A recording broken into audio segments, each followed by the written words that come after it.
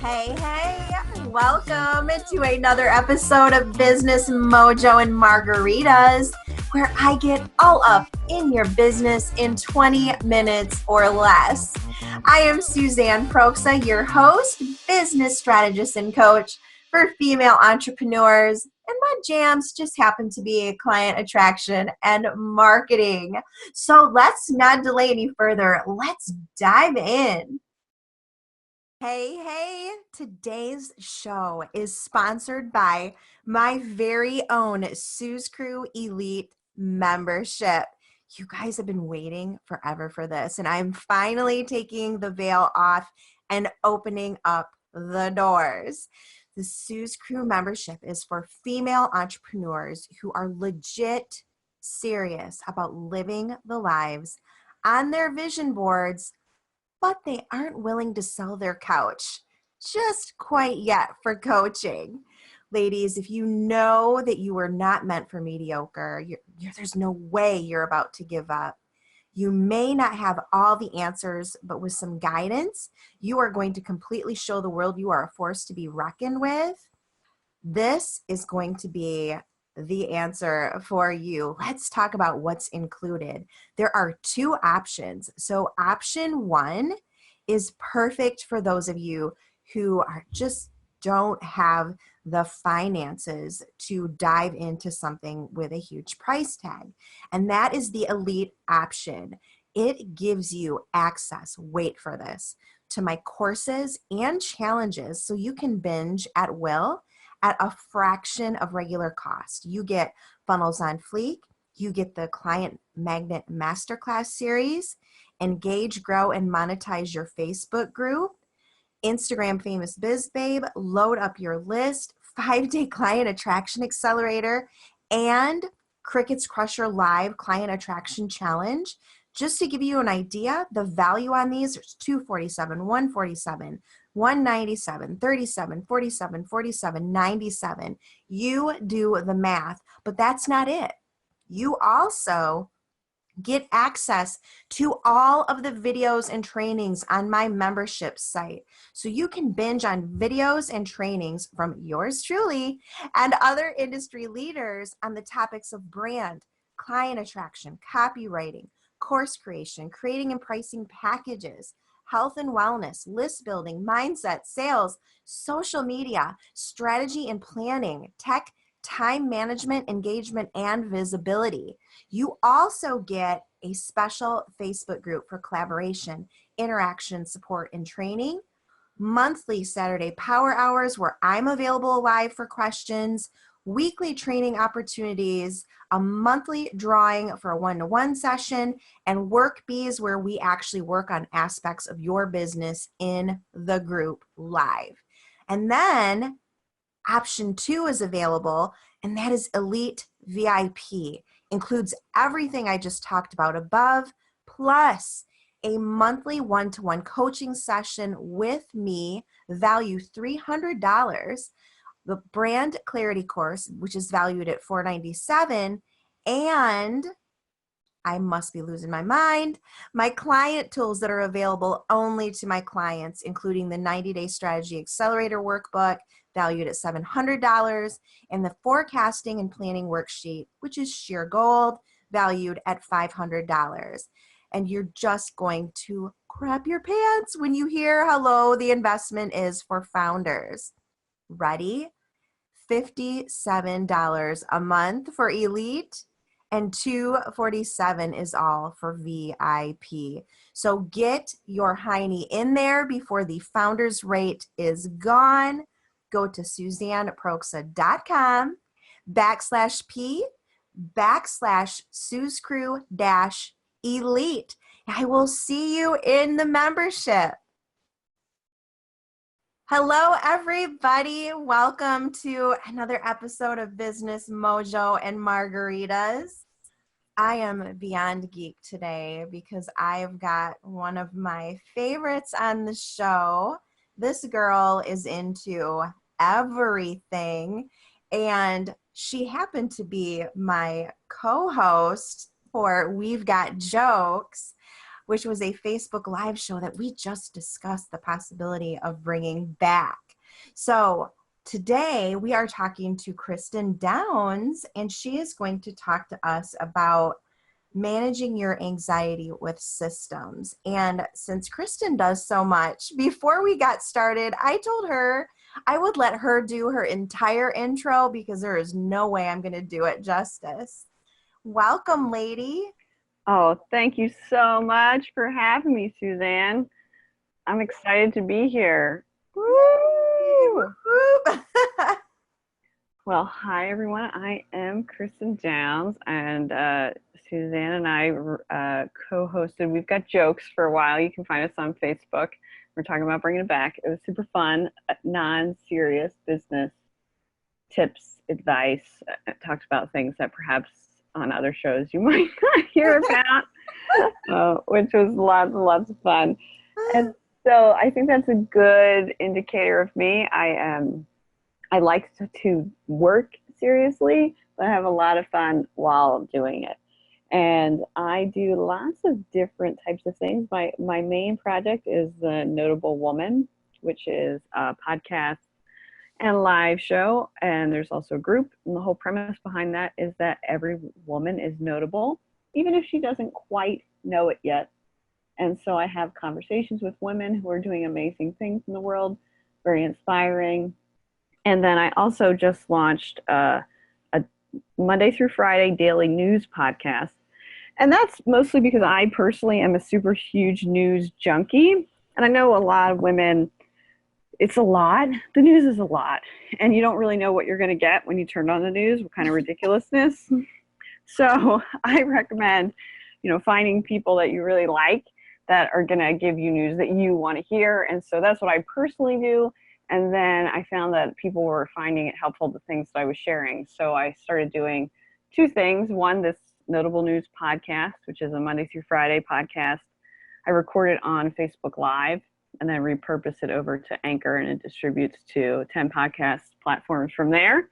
And then I also do these daily briefs on my personal profile. You can go to bit.ly/Cristin's Briefs because I think that's funny. Makes me laugh. And, I just go through the things that are happening in the world, but I think it's good. There's a lot of women who are high energy and empaths, and they don't want to get everything or sit through 45 minutes to an hour of news programming. So that's something I just added to my content, I guess I would say. And then I also work with my husband. We do video strategy under a company called Much More Media. And he is the strategy and creative content guide. And then I help our clients deal with their systems, their blocks, a little bit of PR or hype, as I like to call it. Yeah. And I'm also a mama. I have a three-nager now, which is intense. And also very fun, but also, I laugh a lot because he just says no to everything I say, even if it's a donut and he wants it like he did earlier today. And we have petties. We have a dog and two cats. We live in New York City. And I think that's me, in not a nutshell, but that's definitely me. So yeah, audience, she doesn't do a whole lot. Not at all. Nah, I'm pretty boring. Yeah, so boring. Not funny. None of it. Mm-mm. Nope, no jokes here. No. So seriously, you guys, though she mentioned Notable Woman, make sure you follow that podcast and join that group because it is awesome. And then the daily news thing too that she was talking about, it's very helpful because I am one of those women that, I consider myself pretty involved, pretty interested in politics and things like that are going on in the world. And I know I'm one of the ones that turns on the TV every day and is in complete disbelief at what I'm seeing. So it is nice to see it all compacted on a daily basis from Cristin. Yeah, I think I had a couple of people tell me that they liked what I was doing, but that it was they found it too much when I shared it throughout the day.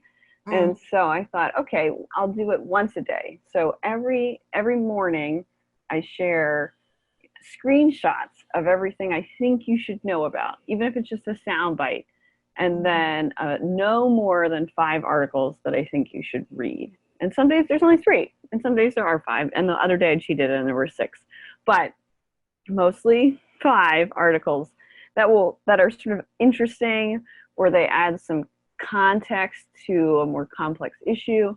Or sometimes I think there's a lot of themes going on right now in the world, so it's good for you to look at something from a different perspective, let's say.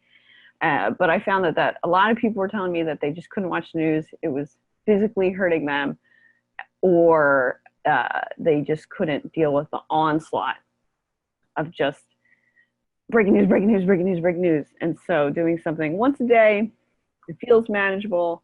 It's not a lot of reading. It's a lot of more just, sliding through the screenshots of things that I'm sharing. So people seem to really, really like it. And I am a news junkie and can't stop. So I might as well help other people. So I've Mhm. been enjoying that. Well, and so that's a great lead into a first question because, we are talking about anxiety, but, I mean, really what we're seeing in the news and everything can cause anxiety as well. And, you've discussed with me, that businesses are also highly affected by what's reported in the news, but it is hard to keep up with, which is why you're doing what you're doing. So, in that regard, like how can business owners, like me or the other women out there find balance between avoiding it altogether or spending all day with your mouth gaping open looking at what's going on? I think that is a great, great, great question and a really great point, because the first thing that you said is, so for the first thing that I said, of course, was that some people are just so overwhelmed by it that they can't do it. But then the point that you bring up is that the news affects you. It affects you, the politics, things that are happening in technology, all of that matters to you as a business owner. So even though you might want to opt out of it because it is stressful and it does bring you anxiety, opting out doesn't stop it from happening. And also, wouldn't you rather know and be prepared so that you can deal with whatever might be coming to your particular business? Avoidance does not help it not happen. So that's why I think it's important that business owners do pay attention to the news, because it will affect you. And there's lots of different examples of that right now. Elon Musk has had basically a public meltdown in the past couple of weeks, which has done serious things to Tesla stock, as he has talked about wanting to take the company from public to private. And obviously, there's been a lot going on with the United States and taxes for businesses.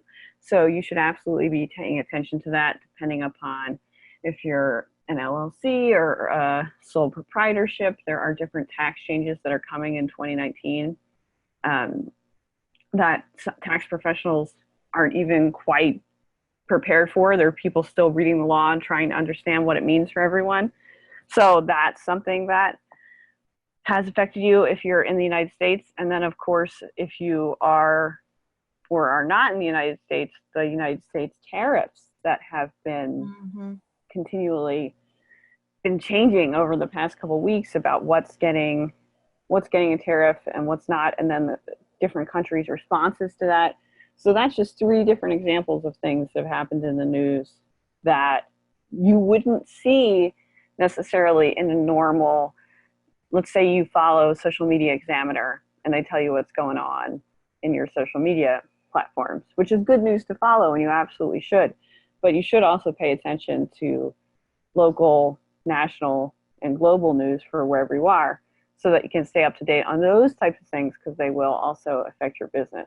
So then what my recommendation is to really know and understand yourself. So I love the news, and I can easily fall into reading it for hours and hours and not get anything else done. So I've set up systems for myself. So I have a Twitter account that is only for me to follow news sources that I find interesting. So it's not really outlets, because news outlets are highly polished and highly controlled and selected. So I don't really read what they're putting out on Twitter, but I read what their reporters are putting out and what they're saying. And they will often lead you to sources that are sort of news outlets that have editorial staffs. But I don't like to read what they put out themselves on their social channels, because that's part of their own strategy, which might not be about what's happening or what the themes are. And different reporters are interested in different things. So if you have a particular interest, like tech, let's say, or obviously privacy has been a big deal because of GDPR. So those are different types of accounts that you can follow. So I created a Twitter account solely for following the news, and I'm only following people who I want to see talking about these topics. And then, I've downloaded the news apps for the sources that I think are most reliable, least sensational. I don't really want to read about pop culture or viral videos or things like that. Like, there's a time and a place for that, but that's not what I do with my news time. And so I have those news apps set up to give me certain types of alerts that will show up on my home screen. And then I spend time designated throughout the day, very short periods of time, where I'm checking this Twitter account so I can see what's happening in the news. And so that's what I personally do. And so I think the tight control of who you follow, what is it that you want to be put into your brain? Don't put things in there that you don't want. And then also controlling the time so that you don't spend all day doing it. And then I think it's really important that if you decide that you're going to get your news, so let's say from social media, that maybe you see first on a couple of accounts that you like how they present the news and what you want to see that's going on. But even that, I think you should be conscious of, because I had a couple accounts that I put as see first, but then perhaps if I was trying to just pop on Facebook for some small reason, I might see something that kind of disrupted the rest of my day. So it ended up not working out. I think a good example of this is Serena Williams just lost a match really terribly, the worst she's done in a very long time. And it came out afterwards that she had been scrolling Instagram and happened to see that her half-sister's killer was released from prison on Instagram. And it totally messed her head up, and it totally messed up her game.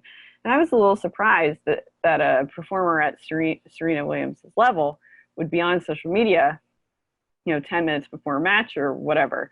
But I think that's a good thing for all of us to think about, that when we allow these feeds to come into our day, they really affect what's going on with us.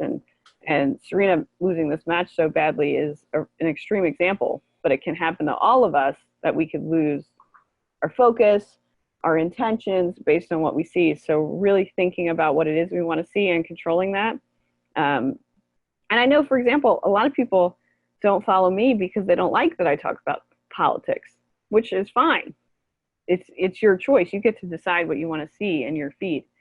But I think that ostriching it will not help you, because it will happen anyway.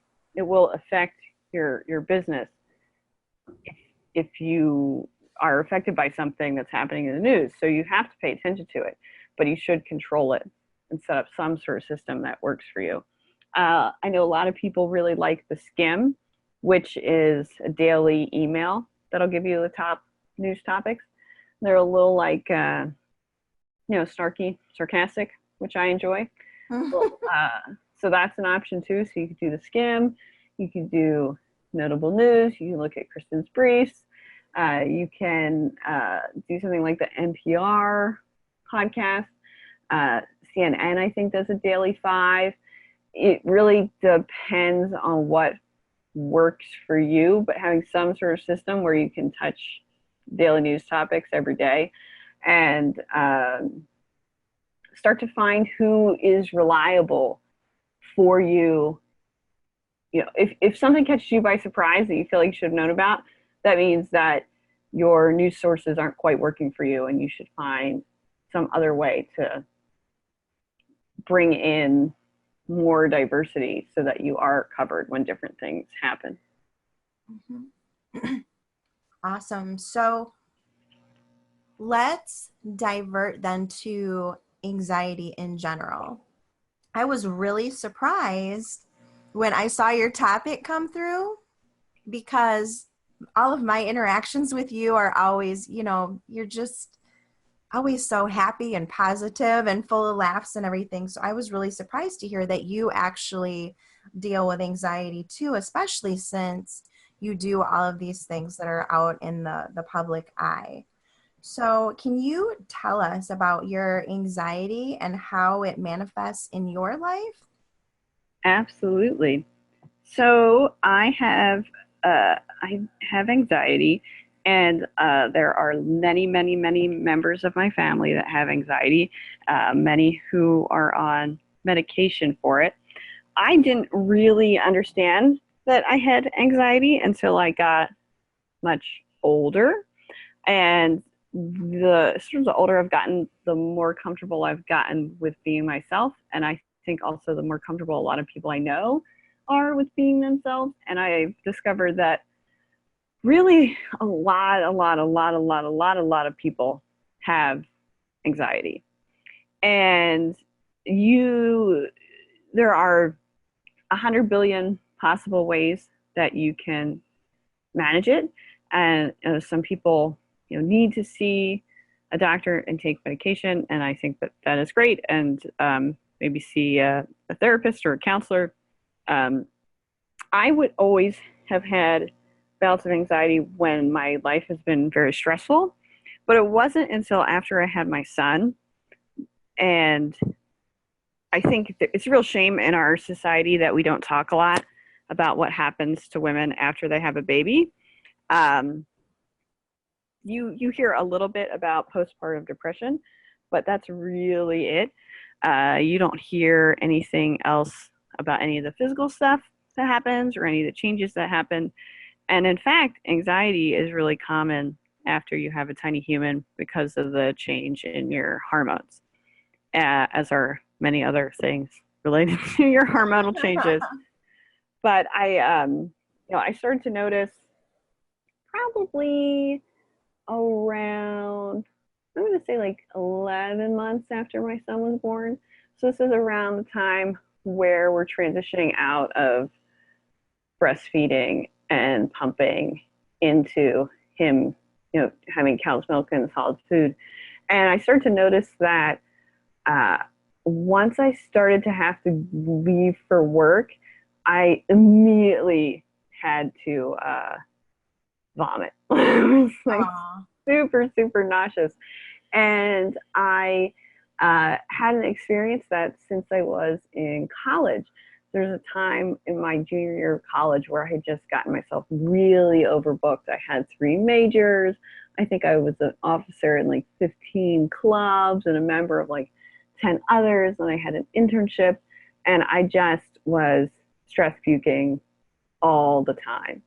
And eventually I, quit a bunch of things and really got back to center in my life and started to be more comfortable not doing everything, which obviously people might believe that I still do everything, but I don't actually. And so I started to wonder, like, why am I so anxious about like what's going on? And then that made me, I think, very impatient with my husband and with my son and with my work life and with people on the subway and all those sort of things. And so I did some research into it and realized that again, hormonal changes after having a baby are really common, and then particularly depending upon how long you breastfeed, nurse, pump, make milk, it can really affect when you might experience certain parts. So I realized that, one, I had to really look at my hormones and what I was consuming food wise to see how I could sort of help my hormones back again. But also that I really needed to examine what in my life was making me so anxious. And so I came up with a couple of different things, which is, one, I live in a small apartment in New York City. And so it was super crucial for me that that my apartment not bring me stress. And so my son was late, like he crawled at 7 months. He started walking at 9 months. And once he started to walk, I realized that my apartment wasn't not baby proofed, but there were just way too many things for him to get into. And it caused me a lot of stress because there were so many ways that he could die. And also there were just so many ways that he could make the apartment a disaster that then I felt like I had to clean up before I went to bed. And if I didn't clean things up before I went to bed, I felt really stressed out about it. So my husband and I went through the whole apartment, top to bottom, side to side, and just got rid of everything that we didn't need. So we really, really, really embraced minimalism in every possible way, in our books, in our possessions, in our clothes, in our dishes, in our appliances. What did we have that could do three things that we could get rid of the two other things that this thing did all of it, or whatever it was. My husband's much more the kitchen appliance person. It's not really my thing. So I can't talk a lot about that. But so that really, really, really helped because there were just less things for us to deal with. There were less things for the baby to interact with, less for us to clean, just less items in your house. And this is something I know a lot of moms talk about when they're talking about dealing with anxiety, postpartum depression, and managing. I just have one tiny human. Managing many tiny humans is, minimalism will make you extremely happy. Dusting makes no one happy. You do not need to dust a whole shelf load of knickknacks. So the more you can minimize your physical space, the clutter, it will help you so much. And that really, really helped us because I found that I was anxious about things that the baby could get into. And again, like all the ways that he could possibly die. And then I was anxious about cleaning up and making sure everything was clean and I like going to bed with my house cleaned up. And the more stuff that I had around the house, the more time it took and the less I wanted to do it. And same thing with dishes, the less dishes and appliances and things like that we had, the easier it was to handle everything and on a daily basis and just make it more manageable. So that was one system that we implemented. And I think that's helped not just in the anxiety in the household, but then that also helps with anxiety when it comes to finances and spending, because I don't need to buy any more shoes because I don't have any more room for any more shoes. I've designated, where those items are, and having those systems in place, those physical systems in the house, helps me not spend money and also maintain cleanliness, and then also not have to spend time doing it. And the other thing that I feel like has really helped me is having a really solid morning routine in place as well. So I guess this comes back down to like all of my different ways that I could tell I was experiencing anxiety. So my son around the apartment, nervous about him falling or hitting his head, those sort of things like that made me anxious. The cleanliness factor and not being clean, or not having the energy at the end of a day to clean up, like those were all things that were causing me more anxiety. And then the other thing, the thing that I mentioned first, was that I've had so much anxiety in the morning as I was leaving. And so what I really felt like there, that what I needed to do to help me was um, have a morning system in place.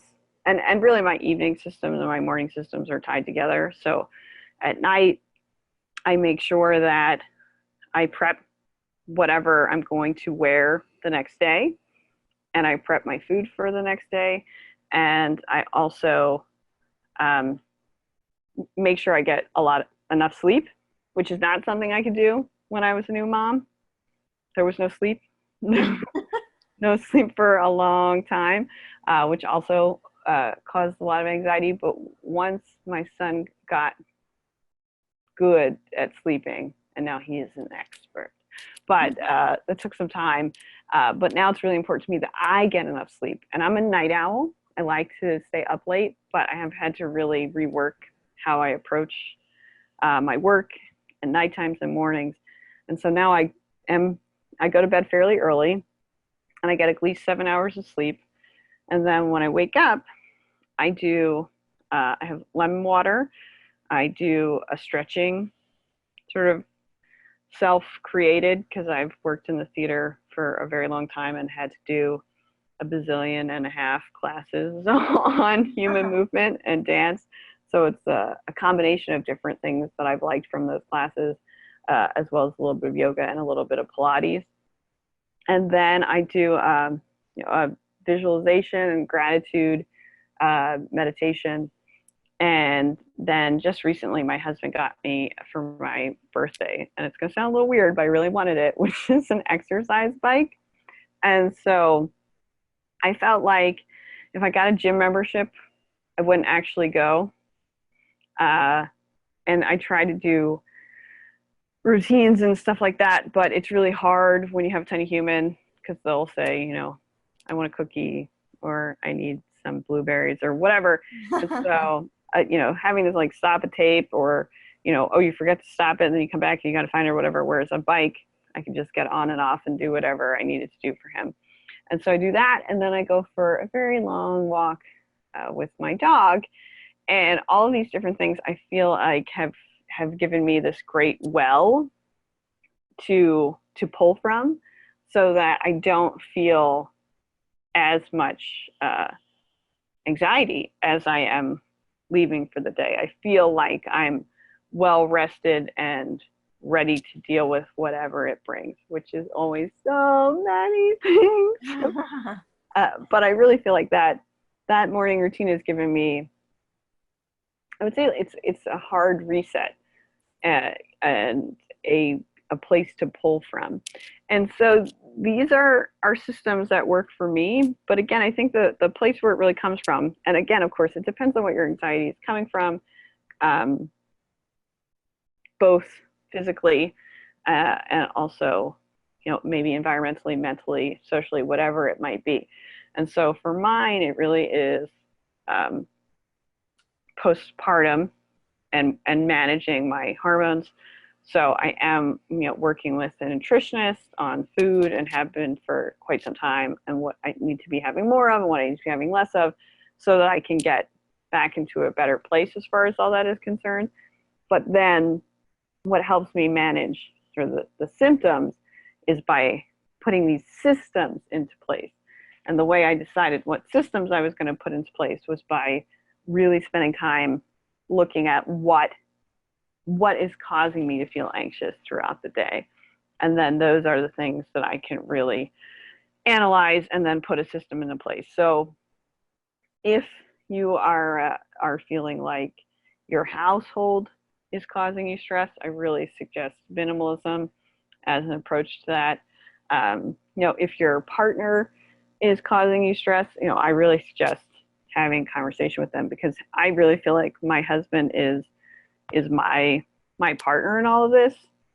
And I can say, if something's happening in our household, like this is making me really anxious, then he knows he has to step in and handle something, so that I can sort of like go and have a moment to breathe, or take a walk, or whatever I might need to do.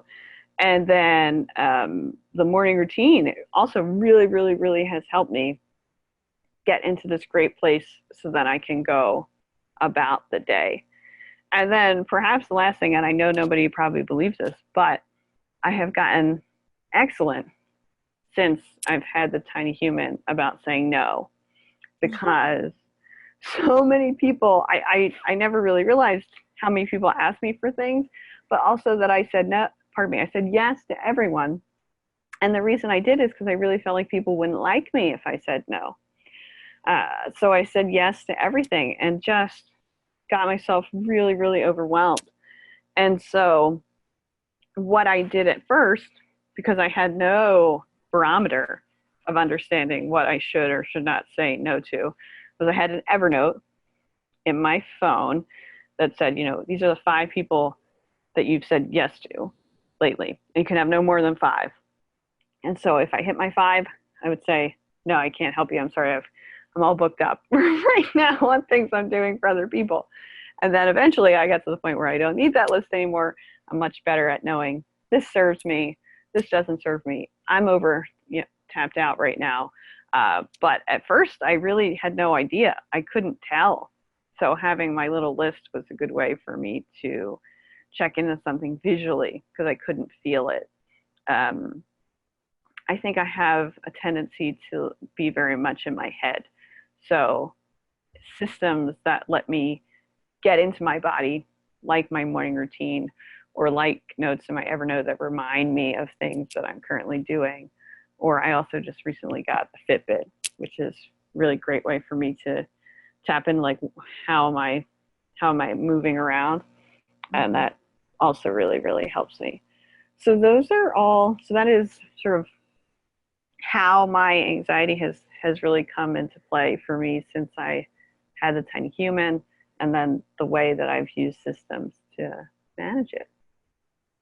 And it's like interesting some of the things that you mentioned because the minimalism, I actually didn't even realize I was doing what I was doing until you just mentioned it right now.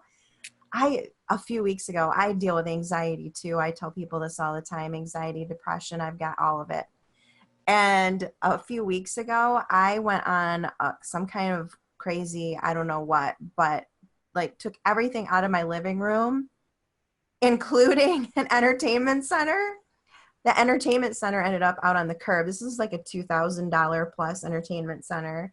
Tossed it out on the curb, cleaned up my living room, had garbage bags full of stuff. And I've got to tell you, I felt so much better after doing that. It's crazy. It is, but I totally understand it because if something is causing you anxiety in your house, like I imagine your entertainment center, I saw you post about it, that it was pretty large. It was massive. Yeah, Let's be honest. it was It it was was nothing short definitely of huge.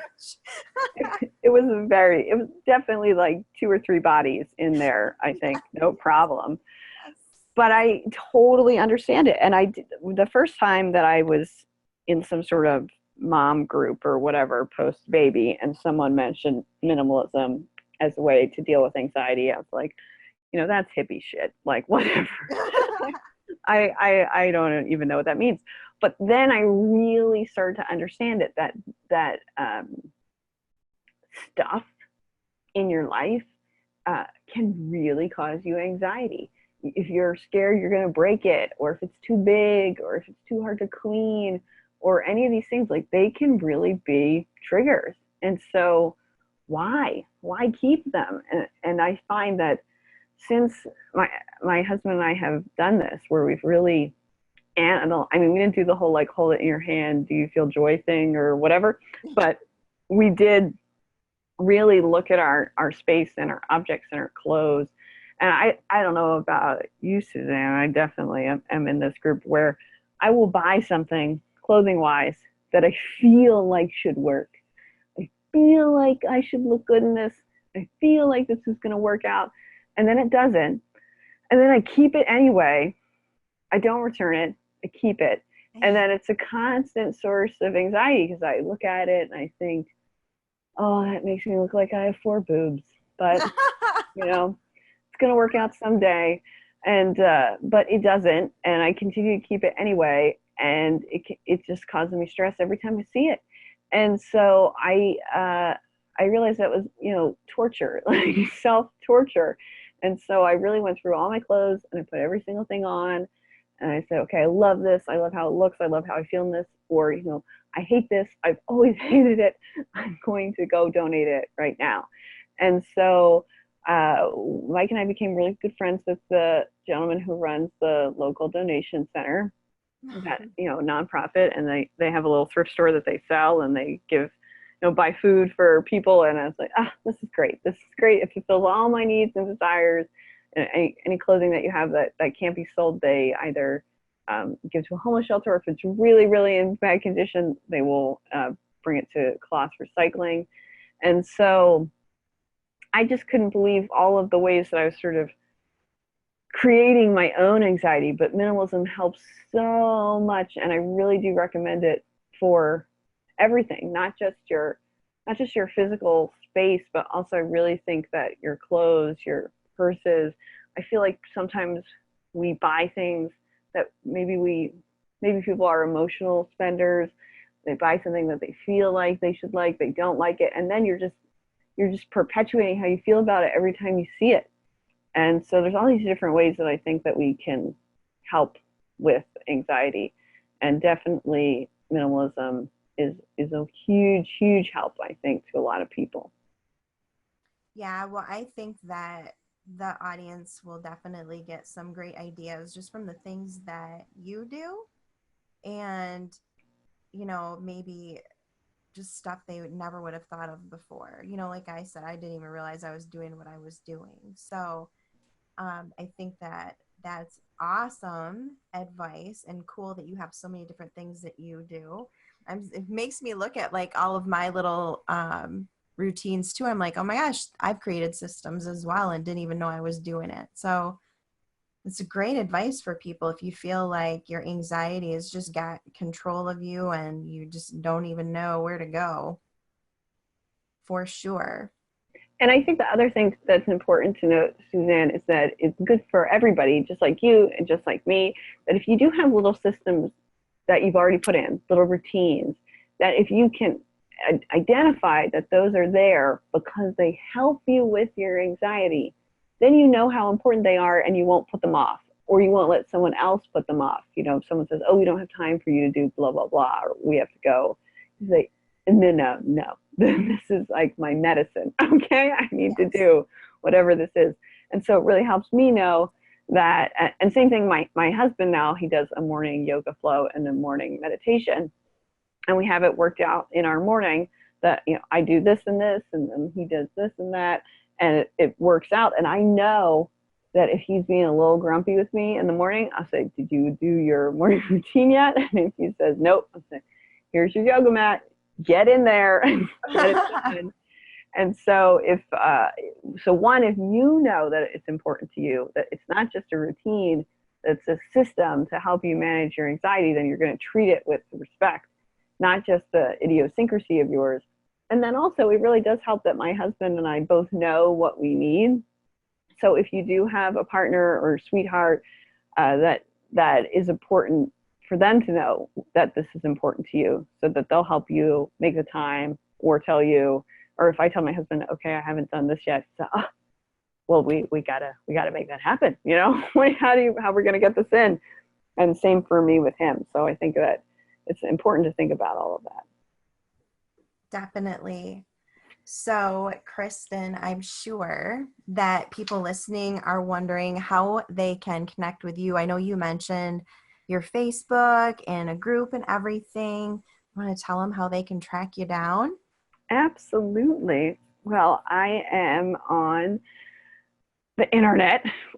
Crazy little thing called the internet at thenotable.woman.com, and you can certainly find me everywhere from there.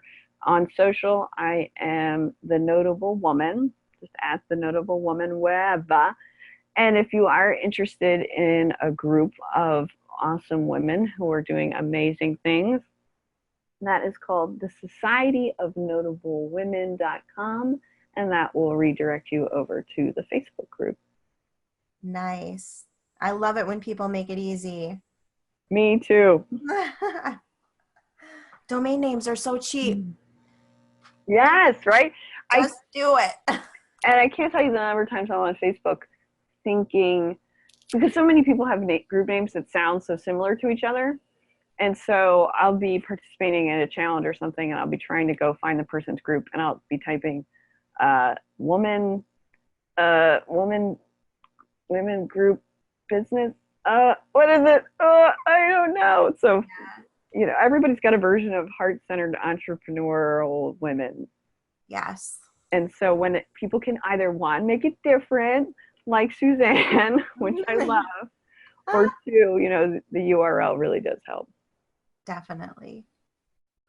All right. Well, thanks for being on, Cristin. I'm sure that people loved the podcast.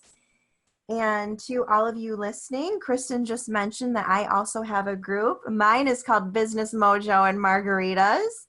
Would love to have you guys join me over there. I also have a URL that takes you right to it. It's fempreneurs.biz. Easy peasy. And again, thank you, Cristin. And maybe we can bring back We've Got Jokes. I think we're pretty funny. I think we're funny. For sure. Absolutely. Thank you so much for having me, lady. Thank you. Thank you so much for listening to another episode. I'm so glad you decided to roll with me yet again. Hey, if you loved it, please give me a rating and some little comments on iTunes. And hey, if you're thinking that working together with my crazy self sounds like a fantastic idea, hunt me down, SuzanneProksa.com. That K is before the S. You can find all of my coaching information, my blog, my courses, all of the things, all right in one spot. And with that, I will see you in the next episode, gorgeous.